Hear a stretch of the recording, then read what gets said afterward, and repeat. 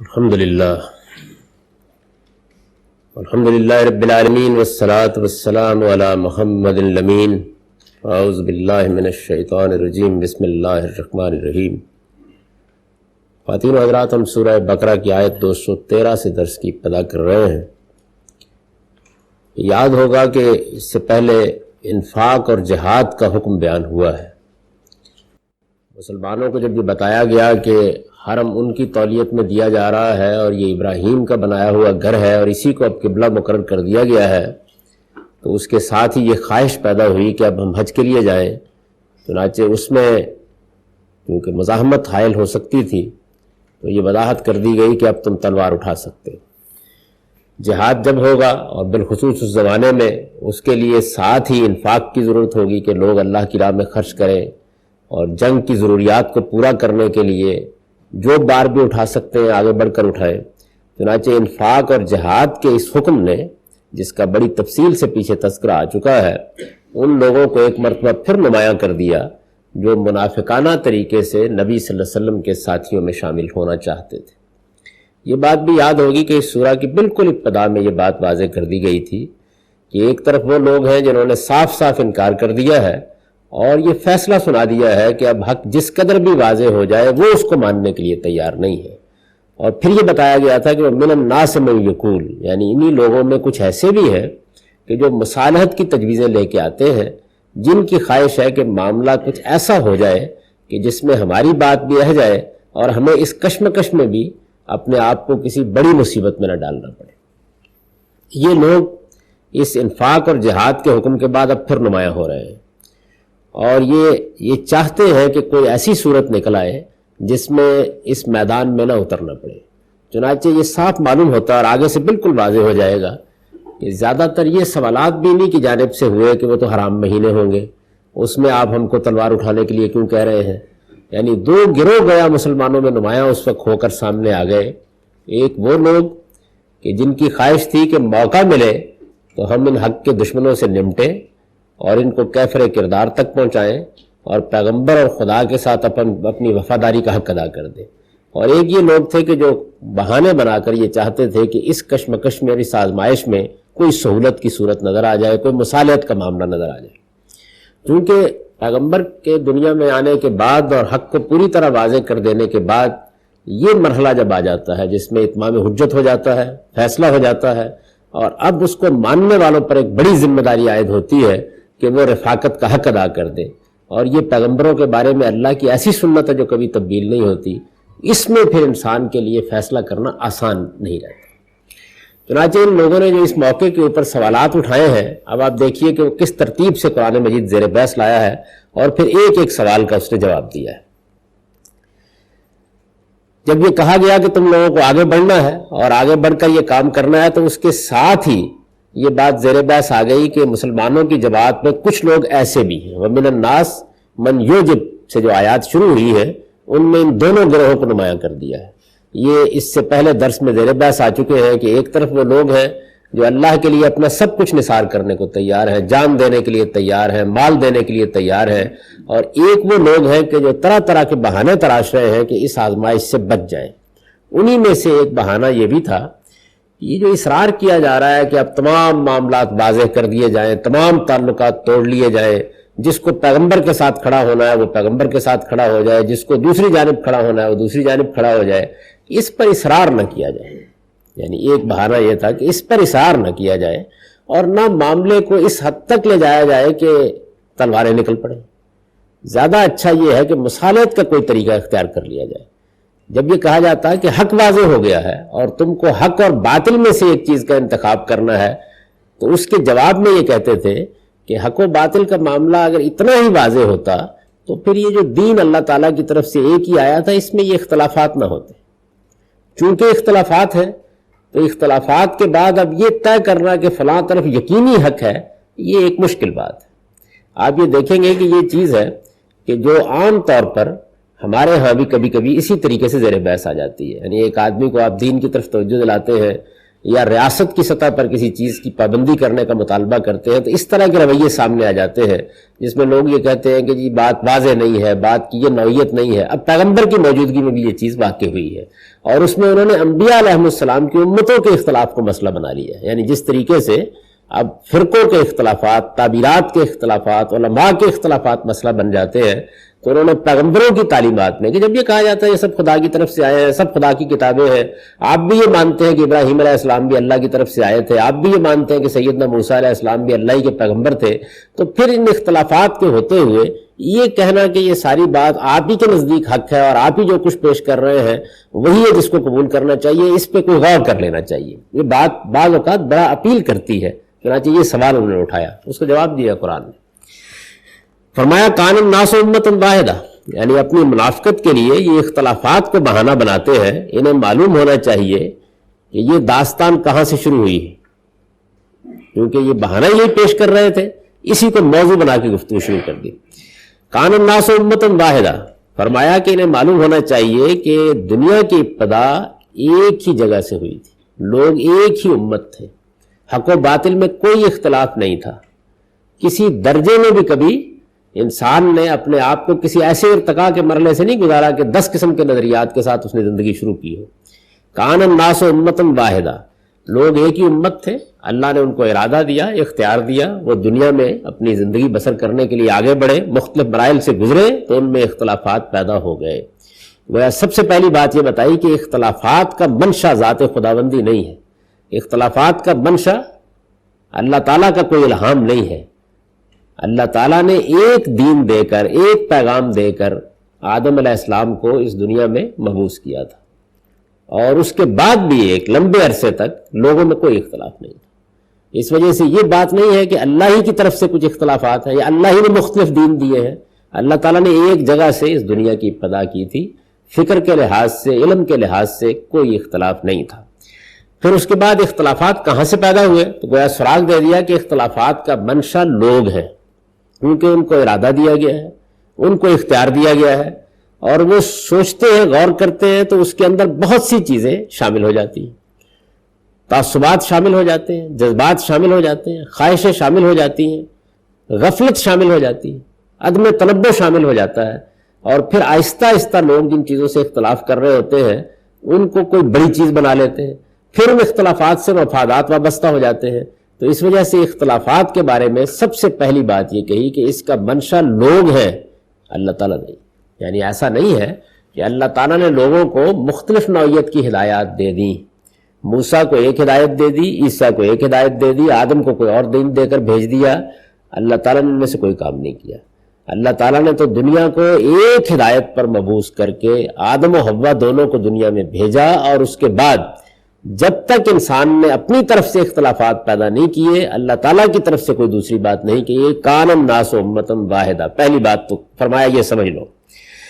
پھر جب اختلافات لوگوں نے پیدا کر دیے تو فرمایا پھر ہم نے کیا کیا، فبعث اللہ النبیین مبشرین ومنذرین، پھر اللہ تعالیٰ نے اپنے نبی مبعوث کیے اور ان کے ذمہ یہ کام لگایا کہ جو لوگ ان اختلافات کے نتیجے میں غلطی میں پڑ گئے ہیں ان کو متنبہ کرو، خبردار کرو، اور ان کو بتاؤ کہ اگر تم اس غلطی کا ارتکاب کسی غلط فہمی کی وجہ سے کر رہے ہو تو آؤ دور کر دیتے ہیں، اور اگر غلطی کی وجہ تمہاری کوئی ضد، تمہارا کوئی اناد، تمہاری کوئی ہٹ درمی، تمہارے کوئی جذبات، تمہارے کوئی مفادات ہیں تو خبردار ہو جاؤ، معاملہ اس دنیا کا نہیں ہے، ایک دن تم کو خدا کے حضور میں حاضر ہونا ہے اور اس کے سامنے جا کر اپنے اعمال کی پیشی کرنی، یہ فرمایا۔ دوسرا کام ہم نے ان کے ذمہ یہ لگایا کہ اس معاملے میں جو آزمائش برپا ہو گئی ہے اس میں ان لوگوں کو بشارت دے دو جو صحیح بات سننے کے لیے تیار ہیں، اس پر کام دھرنے کے لیے تیار ہیں، حق و باطل کی کشمکش میں حق کو تلاش کرنے کی سچی طلب رکھتے ہیں، ان کو بشارت دے دو، اللہ ان کے لیے جنت میں بڑا اہتمام کیے بیٹھا ہے۔ تو فرمایا یہ ہم نے پیغمبروں کو یہ بات دے کے بھیجا کہ لوگوں کو خبردار کرو، یعنی یہ بتا دیا اس میں کہ اصل مسئلہ یہ نہیں تھا کہ کوئی بڑی غلط فہمی لاحق ہو گئی تھی، اصل مسئلہ یہ تھا کہ لوگ اپنے جذبات، تعصبات اور خواہشات میں پھنس کر آخرت سے بے خبر ہو گئے تھے، خدا کے حضور میں جواب دہی کا صحیح احساس قائم نہیں رہا تھا، چنانچہ کہا گیا خبردار کرو۔ اور جو لوگ صحیح بات کو قبول کرنے کے لیے تیار ہو جائیں ان کو بشارت دو۔ فرمایا اس مقصد کے لیے ہم نے پیغمبر بھیجے۔ پھر مزید کیا کیا؟ وَأَنزَلَ مَعَهُمُ الْكِتَابَ بِالْحَقِّ، اور ان پیغمبروں کے ساتھ ہم نے اپنی شریعت، اپنا قانون، اپنی کتاب نازل کی، یعنی ان کو ہم نے واضح تعلیمات اس طریقے سے دی کہ اپنی طرف سے اپنے لفظوں میں اپنے احکام بھی بتا دیے اور جو عقائد سے متعلق ضروری چیزیں تھیں وہ بھی واضح کر دی۔ ان میں سے ہم نے ان پیغمبروں کو کتاب دی، اور کتاب ایسی دی کہ جو بالکل قول فیصل کی حیثیت رکھتی ہو۔ وَأَنزَلَ مَعَهُمُ الْكِتَابَ بِالْحَقِّ، یعنی ایسی کتاب دی کہ جس کے اندر کسی نوعیت کا کوئی اشتباہ پیدا کرنا انسان کے لیے ممکن نہ ہو سکے۔ کیوں دی؟ لِيَحْكُمَ بَيْنَ النَّاسِ فِي مَا اخْتَلَفُوا فِيهِ، تاکہ جتنے اختلافات آدم علیہ السلام کے بعد ان لوگوں نے پیدا کر دیے ہیں یا پیدا کرتے چلے جا رہے ہیں، یہ پیغمبر آ کر ان کو خبردار کریں۔ جب یہ خبردار ہو جائیں اور بات سننے کے لیے تیار ہو جائیں تو ان کو کتاب دیں، وہ کتاب ان کے لیے حکم بنے، وہ ان کے لیے میزان بنے، وہ ان کے لیے فیصلہ کن اتھارٹی بنے، یہ اس کی روشنی میں اپنے اختلافات کا فیصلہ کر لیں۔ فرمایا کہ یہ عمل جاری رہا یہاں تک کہ ہم نے موسیٰ علیہ السلام کو تورات جیسی کتاب دے دی جس کے اندر ہدایت تھی، جس کے اندر نور تھا۔ اس کے باوجود فرمایا کہ ہماری طرف سے یہ اہتمام ہو گیا، پیغمبر بھی بھیج دیے، پے در پے بھیج دیے، کتاب بھی دے دی، فیصلہ کرنے کے لیے گویا ایک میزان اور کسوٹی بھی لوگوں کے ہاتھ میں پکڑا دی۔ فرمایا اس کے باوجود اختلافات ہو گئے۔ اب یہ بتایا کہ اس کے باوجود کیوں ہو گئے، یعنی ایک تو معاملہ یہ ہے کہ پہلے مرحلے میں اللہ تعالیٰ نے آدم و حوا کے ذریعے سے جب اپنی ہدایت کی ابتدا کی اور پھر انسانوں کو کچھ دیر تک عمل کرنے دیا، یعنی ان کے نبوت کا سلسلہ جاری نہیں رکھا، تو اس میں اختلافات کا باعث جو دوسری چیزیں بن سکتی تھی ان میں ایک ذرا بعد مکانی بھی اور بعد زمانی بھی اس کا باعث بن گیا۔ ایک فاصلہ ہوا تو لوگوں میں کچھ اختلافات پیدا ہو گئے، پھر پے در پے پیغمبروں کا سلسلہ شروع ہو گیا۔ ہر پیغمبر نے آ کے ان کو خبردار کیا، ان کو بشارت دی اور کتابیں ان کے سامنے پیش کی جن کی طرف مراجعت کر کے لوگ حق و باطل کا فیصلہ کر سکتے تھے۔ اگر وہ صحیح بات کو جاننا چاہتے تو اس کے جاننے میں کوئی رکاوٹ باقی نہیں تھی۔ فرمایا اس کے باوجود اختلافات ہو گئے، اور اختلافات بالخصوص ان لوگوں میں ہو گئے۔ اب یہاں اشارہ کیا ہے خاص طور پر کیونکہ یہود زیر بحث ہے کہ جن کی طرف انبیاء علیہ السلام کا سلسلہ کل کی بات ہے، جو اپنے پیغمبروں کے وجود پر فخر کرتے ہیں، جن کے ہاتھ میں تورات پکڑی ہوئی ہے، ان میں بھی اختلافات ہو گئے۔ فرمایا کیسے ہوئے؟ مختلف الذین اوتوا من بعد ما جاءتهم البینات، کہ یہ اختلافات جو پھر ان لوگوں کے مابین ہوئے جن کو کتاب دی گئی تھی، جن کے پاس اللہ کی شریعت موجود تھی، جن کے پاس پیغمبروں کا ایک پورا سلسلہ موجود تھا، یہ اختلافات بھی ان کے پاس کب ہوئے؟ من بعد ما جاءتهم البینات، جبکہ نہایت واضح دلائل ان کے سامنے آ گئے، یعنی کوئی ابہام نہیں ہے، کوئی غلط فہمی نہیں ہے، سمجھنے میں کوئی دقت نہیں ہے، نہایت واضح دلائل بینات ان کے سامنے آ گئی۔ اس کے بعد انہوں نے اختلاف کیا۔ فرمایا اختلافات کا منشا، پہلے مرحلے میں سوال یہ پیدا ہوا کیا خدا ہے؟ کیا اللہ تعالیٰ نے انسانوں کو اس اختلاف میں ڈال دیا؟ جواب دیا کہ نہیں۔ اگر انسانوں کو اللہ تعالیٰ نے ڈالا ہوتا تو پہلے دن سے ہوتے۔ اللہ تعالیٰ نے بالکل ایک دین سے بات شروع کی۔ پھر دوسرا سوال ہوا کہ کتابیں نازل کر دی، پیغمبر بھیج دیے، اس کے بعد اختلافات پیدا ہوئے، اب اس کا منشا کیا ہے؟ فرمایا اب اس کا منشا یہ ہے کہ بغیم بینہم، آپس کے زدہ نے اختلافات پیدا کر دی۔ یعنی جب مختلف گروہ بن گئے اور ان مختلف گروہوں میں سے کسی نے ایک بات سمجھ لی، کسی نے دوسری بات سمجھ لی، تو بجائے اس کے کہ مکالمہ ہوتا، تبادلہ خیالات ہوتا، ایک دوسرے کے دلائل سنے جاتے، اپنے بارے میں یہ خیال کیا جاتا کہ میں غلطی کر سکتا ہوں، تو پھر اختلافات ختم ہو جاتے۔ جو کتاب دی گئی تھی اس کتاب کو اصل ماخذ بنا لیا جاتا، ایک دوسرے کی بات کو اس کتابی کی روشنی میں سمجھنے کی کوشش کی جاتی تو پھر دور ہو جاتے۔ فرمایا پھر کیا ہوا؟ بغیم بینہم، لوگوں کے مختلف گروہوں نے آپس میں زدہ اختیار کر لیا، اور اس کا نتیجہ یہ نکلا کہ انہی یہود کے اندر سے جو ایک قوم ایک نسل سے متعلق تھے، ایسے ایسے فرقے بنتے چلے گئے کہ اب تم یہ محسوس کرتے ہو کہ گویا ان کے درمیان کوئی اتحاد کی بات ہی نہیں ہے۔ تو بغیم بینہم، پھر اس کی وجہ یہ بنی۔ فرمایا پھر اللہ نے اہتمام کیا، فَهَدَى اللَّهُ الَّذِينَ آمَنُوا لِمَا اخْتَلَفُوا فِيهِ مِنَ الْحَقِّ بِإِذْنِهِ، پھر پروردگار نے یہ پیغمبر نازل کر دیے، نبی صلی اللہ علیہ وسلم کی طرف اشارہ فرمایا، اور ان پر ایمان لانے والوں کو ایک مرتبہ پھر اللہ تعالیٰ نے ہدایت کی روشنی میں نکال کر کھڑا کیا۔ تمام اختلافات کا فیصلہ کرنے کے لیے اللہ تعالیٰ نے رہنمائی فرمائی اور اپنی توفیق سے حق کے متعلق ہر معاملے کو ایک مرتبہ پھر واضح کر دیا۔ اور اللہ کے کیا کہنے ہیں، واللہ یہدی من یشاء الی صراط مستقیم.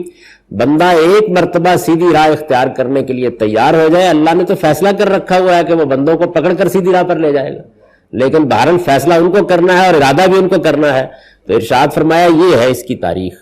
اب اگر اس کے بعد بھی تم اختلافات کو بہانہ بنا کر پیغمبر کی نافرمانی کر رہے ہو تو اس عذر کو تو اچھی طرح سمجھ لو کہ خدا کے کوئی حیثیت حاصل نہیں. یہ تبصرہ کیا اللہ تعالیٰ نے. اس میں ضمن جو باتیں مزید واضح ہو گئی ان میں سے ایک یہ بات واضح ہو گئی کہ انبیاء علیہ السلام کی بعثت کا مقصد کیا ہے، وہ کیا کام کرنے کے لیے آتے ہیں. یہ بات واضح ہوئی کہ ان کا اصلی کام بشارت اور انذار ہے. یعنی انبیاء علیہ السلام کے آنے کا یہ مقصد نہیں ہوتا کہ وہ لوگوں کو اٹھا کر بالکل حق پر لے جائیں، وہ لوگوں کو بالجبر کسی راستے پر گامزن کر دیں، لوگ نہ چلنا چاہیں پھر بھی اس کے اوپر ان کو چلا دیں، یا کوئی حکومت اور کوئی نظام قائم کر کے ڈنڈے کے زور کے اوپر لوگوں کو نیک اور صالح بنا دیں. وہ اس لیے نہیں آتے. ان کا کام بشارت اور انذار ہے. یعنی وہ لوگوں کو اس حقیقت سے خبردار کرتے ہیں کہ اگر تم غلط رویے پر قائم رہو گے تو اس کے برے نتائج نکلیں گے، اور یہ بات بتاتے ہیں کہ صحیح رویہ اختیار کرو گے کہ اللہ کی بڑی نعمتیں تمہارے لیے منتظر ہے. یہ بات بتاتے ہیں. ان کا اصلی کام یہ ہے. ایک اس بات کو واضح کیا. دوسرے اس بات کو واضح کیا کہ انبیاء علیہ السلام کو جو کتاب دی جاتی ہے اس کا مقصد کیا ہوتا ہے. وہ اس لیے دی جاتی ہے کہ لوگوں کے ہاتھ میں ایک چیز موجود ہو، جب اختلاف ہو اس کی طرف رجوع کر لیں. لہذا کتاب کا منصب ہی یہ ہے کہ وہ فیصلہ کن اتھارٹی کی حیثیت سے لوگوں کو دی جائے، اسی کو فرقان بنایا جائے، اسی کو میزان بنایا جائے. یہی وہ چیز ہے جس کو قرآن مجید پھر ان اصطلاحات سے تعبیر کرتا ہے. جو بات یہاں کہی گئی ہے وہی دوسرے مقامات پر ان اصطلاحات میں بیان ہوئی ہے. قرآن مجید کے بارے میں بھی اللہ تعالیٰ نے بتایا ہے کہ اب چونکہ یہی اللہ کی کتاب محفوظ صورت میں تمہارے پاس ہے، لہذا یہ پہلی بات بتائی مہیمن ہے. یعنی جو کچھ بھی حق و باطل کے بارے میں تعلیم دینی تھی اس ساری تعلیم کو اس کتاب نے اپنے اندر جمع کر لیا ہے. اس سے پہلے جو کتابیں نازل ہوئی تھی ان کے اندر کی بھی وہ سب باتیں جو انسانیت کی ضرورت ہے، جن کو اللہ باقی رکھنا چاہتے ہیں، وہ اس کے اندر آ گئی ہیں. اس نے گویا ساری چیزوں کو اپنے اندر سمیٹ لیا ہے. ایک بات یہ کہی. پھر اس کے بعد یہ فرمایا کہ یہ میزان ہے. اللہ الذی انزل الکتاب والمیزان، یعنی اللہ تعالیٰ نے یہ کتاب نازل کی ہے جو ایک ترازو ہے جس پر تم تول کر دیکھ سکتے ہو کیا غلط ہے اور کیا صحیح ہے. اور فرمایا یہ کیوں میزان ہاتھ میں پکڑائی ہے؟ لیکون الناس بالقسط، تاکہ لوگ دین کے معاملے میں بالکل صحیح جگہ پر آ کر کھڑے ہو سکیں، ان کو کوئی تردد باقی نہ رہے، وہ پورے اذعان کے ساتھ پورے یقین کے ساتھ یہ کہہ سکے کہ یہ میرے پروردگار کی بات ہے. یہ کتاب اس لیے دی گئی. پھر فرمایا تبارک الذی نزل الفرقان علی عبدہ لیکون للعالمین نذیرا، کہ یہ کتاب ہم نے ایک فرقان کی حیثیت سے دی ہے. یہ حق و باطل کے لیے کسوٹی ہے، یہ فیصلہ کرے گی کہ کیا صحیح ہے اور کیا غلط ہے. اور اس کتاب کی یہ حیثیت اللہ تعالیٰ نے بیان فرما کے لوگوں کو متنبع کر دیا کہ اب ماضی کی کوئی چیز ہو یا حال کی کوئی چیز ہو، اسی پر پرکھ کر فیصلہ کیا جائے گا کہ وہ اللہ کے نزدیک مقبول ہے یا غیر مقبول ہے، اللہ کے نزدیک وہ صحیح ہے یا اللہ کے نزدیک وہ غلط ہے، اللہ تعالیٰ اس کو سند جواز دیتے ہیں یا اللہ تعالیٰ نے اس کو رد کر دیا ہے. یہ فیصلہ کرے گی. اور یہی حیثیت اس کتاب کو خود خدا نے دے دی ہے. یہ بات بھی واضح کر دی کہ اب کوئی الہام، کوئی القاء، کوئی تحقیق اس کتاب پر حکومت نہیں کر سکتی. اب ابو حنیفہ ہو یا شافعی، مالک ہو یا احمد بن حنبل ہو، بخاری ہو یا مسلم ہو، اشعری ہو یا ماتریدی ہو، سب کے اوپر اس کے فیصلے کو ناطق ہونا ہے. اس وجہ سے یہ بتائے گی کہ کیا ٹھیک ہے کیا غلط ہے، اور یہ دین کے معاملے میں تم کو انصاف پر کھڑا کرے گی. لیکون الناس بالقسط، یہ اس کے نازل کرنے کا مقصد ہے. تو یہ بات بھی اس میں پوری طرح واضح کر دی تاکہ کسی قسم کا کوئی تردد لوگوں کو باقی نہ رہے. اب اس کے بعد یہ بحث ہمیشہ کے لیے ختم ہو جائے کہ کوئی چیز اس کے علاوہ ہمارے سامنے آتی ہے تو اس کی کیا حیثیت ہے، وہ ماضی کی ہو یا حال کی ہو، وہ خدا کے کسی پیغمبر کی طرف منسوب کی جائے یا انسان کہے، اسی پر رکھ کر اس کو دیکھا جائے گا تاکہ یہ فیصلہ سنا دے کہ کیا صحیح ہے اور کیا غلط، کیا حق ہے اور کیا باطل. تو یہ بات بھی واضح کر دی گئی. تیسرے یہ بات بھی بہت اچھی طریقے سے واضح کر دی گئی کہ اختلافات کا منشا اصل میں اللہ تعالیٰ کی طرف سے دی ہوئی اختیار و ارادے کی آزادی نمبر 1، اور نمبر 2 انسان کے جذبات، خواہشات اور تعصبات اور مفادات. ان کے درمیان جب معاملات ہوتے ہیں تو اس کے نتیجے میں اختلافات پیدا ہو جاتے ہیں. اختلافات کا منشا نہ خدا ہے، نہ اس کی کتابیں ہیں، نہ اس کے پیغمبر ہیں. تو لہٰذا اختلافات کو بہانہ بنا کر پیغمبر کے سامنے آ کے یہ بات نہ کہو کہ ہم لڑنے کے لیے تیار نہیں، کوئی اور بات کرنی ہے تو کرو، یہ اس کی بنیاد نہیں ہے۔ اور پھر خاص طور پر اشارہ کر دیا کہ اس وقت تو خدا کا وہ پیغمبر جو بشارت و انذار کے لیے آتا ہے وہ خود اندر موجود ہے، اور وہ کتاب جو اختلافات کا فیصلہ کرنے کے لیے نازل کی جاتی ہے تمہارے ہاتھوں میں۔ اس کے بعد کیا کہنا چاہتے ہو؟ اب قیامت تک کے لیے مسلمانوں کا معاملہ بھی یہی ہے، یعنی ایک طرف اللہ تعالیٰ کے پیغمبر کا انذار ان کے پاس موجود ہے۔ قرآن مجید کا ایک بڑا کمال یہ ہے جو پہلی کتابوں سے اس کو بہت ممتاز کر دیتا ہے کہ وہ محض اللہ تعالیٰ کی طرف سے ایمانیات اور اخلاق اور قانون اور شریعت کی توضیح نہیں ہے، محض یہ نہیں ہے، بلکہ اس کے اندر پیغمبر بھی کھڑا کر دیا گیا ہے، یعنی وہ انذار کی کتاب بھی ہے۔ اسی وجہ سے قرآن مجید نے یہ کہا کہ ہم نے یہ فرقان یا یہ قرآن اس لیے آپ کو دیا ہے لِیَکُونَ لِلْعَالَمِینَ نَذِیرًا، تاکہ صرف اہل عرب کے لیے نہیں بلکہ قیامت تک کے لیے یہ کتاب نذیر بن کر کھڑی رہے۔ اب لوگوں کو پیغمبر جو کام کرنے کے لیے آتے تھے یہ کتاب کے ذریعے سے کیا جائے۔ اسی کو ایک اور مقام پر اس طرح بیان کیا کہ ان لوگوں کو یہ بتا دو کہ اوحی الی ھذا القرآن لانذرکم بہ ومن بلغ، مجھ پر یہ قرآن اس لیے وحی کیا گیا ہے کہ میں اس کے ذریعے سے تمہیں خبردار کروں، اور اس کے بعد جن جن تک قیامت تک یہ پہنچتا رہے یہ ان کو بھی خبردار کرتا رہے۔ تو انذار کی، بشارت کی، یعنی جو پیغمبر کام کرتے تھے اس کی قائم مقامی میں اب کیا چیز کھڑی ہے؟ عالم اس کی قائم مقامی میں نہیں کھڑا، اس کی قائم مقامی میں قرآن کھڑا ہے۔ قرآن مجید ہی کو اللہ تعالیٰ نے یہ حیثیت دی ہے۔ ایک عالم کا کام، ایک محقق کا کام یہ ہے کہ وہ قرآن کی تشریح کر دے، بتا دے، وضاحت کر دے، اس کی طرف متوجہ کر دے، لیکن وہ کام جو پیغمبر کرتے ہیں انذار کا، بشارت کا، وہ اس کو کرنا ہے۔ جب سے اس امت کے اندر سے قرآن سے یہ کام لینا بند کر دیا گیا اور اس کی جگہ واعظ آ گئے، قصہ گو آ گئے، داستان سنانے والے آ گئے، اس سے ساری ترتیب بالکل پلٹ کر رہ گئی، ہر چیز ختم ہو گئی۔ تو قرآن مجید کی اس حیثیت کو بھی بہت اچھی طرح سمجھ لینا چاہیے۔ پھر اس کے بعد ظاہر ہے کہ اس کے اندر اللہ تعالیٰ نے ایمانیات، اخلاق، عقائد، ہر چیز کی وضاحت کر دی ہے، اور یہ بتا دیا ہے کہ یہ ہے وہ اصل میں حکم، یہ ہے وہ قاضی جس کو ہر چیز کے بارے میں فیصلہ کرنا ہے۔ یہ حقائق ہیں جو اس ایک آیت کے اندر اللہ تعالیٰ نے بیان کر دیے ہیں، اور یہ ذہن میں رکھیے کہ جو حقائق بیان کیے گئے ہیں ان کے بیان کرنے کی وجہ کیا بنی ہے، یعنی نظم کیا ہے، کس پہلو سے یہ سوال پیدا ہوا ہے۔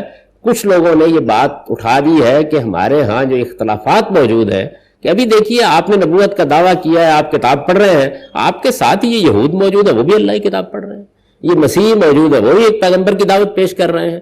تو آپ اس میں یہ تو کہہ سکتے ہیں کہ ٹھیک ہے لوگ انتخاب کر لیں، لیکن اس کو مرنے مارنے کا مسئلہ نہ بنائیے۔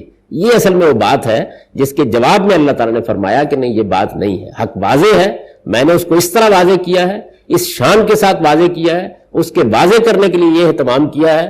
اختلافات کا منشا تمہارا ارادہ، تمہارا اختیار، تمہارے جذبات، تمہارے تعصبات ہیں، ان کی کشمکش سے تم نے یہ سب چیزیں پیدا کر لی ہیں۔ ان سے اپنے آپ کو نجات بخشنے کے بعد جب تم کتاب کو مطالعہ کرو گے تو حق تمہارے لیے بالکل واضح ہو جائے گا، اس میں ادنا درجے کا بھی کوئی شبہ باقی نہیں رہے گا۔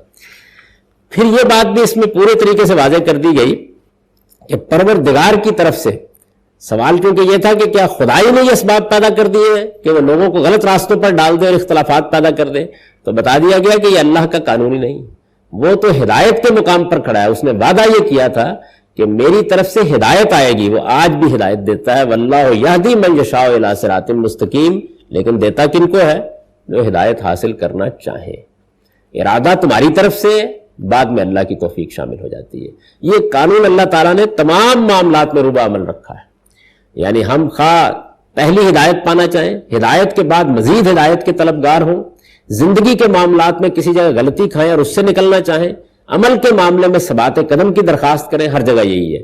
پہلا ارادہ ہم کریں گے، اس کا صلہ یہ ہے کہ پھر اللہ کی توفیق شامل ہو جاتی ہے، اور اللہ تعالیٰ خود اپنے بندے کو صحیح راستے پر لے جاتے ہیں۔ اور اگر ہم نے ارادہ شر کر لیا ہے تو پھر شیاطین بھی اپنا کام شروع کر دیتے ہیں، دنیا کی دوسری طاقتیں بھی اپنا کام شروع کر دیتی ہیں، اور زیادہ دیر نہیں گزرتی کہ آدمی پھر اپنے آپ کو شیطان کے حوالے کر دیتا ہے۔ اس کو قرآن نے ایک قانون کے طور پر بیان کیا ہے کہ وَمَن یَعْشُ عَن ذِکْرِ الرَّحْمَٰنِ نُقَیِّضْ لَهُ شَیْطَانًا فَهُوَ لَهُ قَرِینٌ۔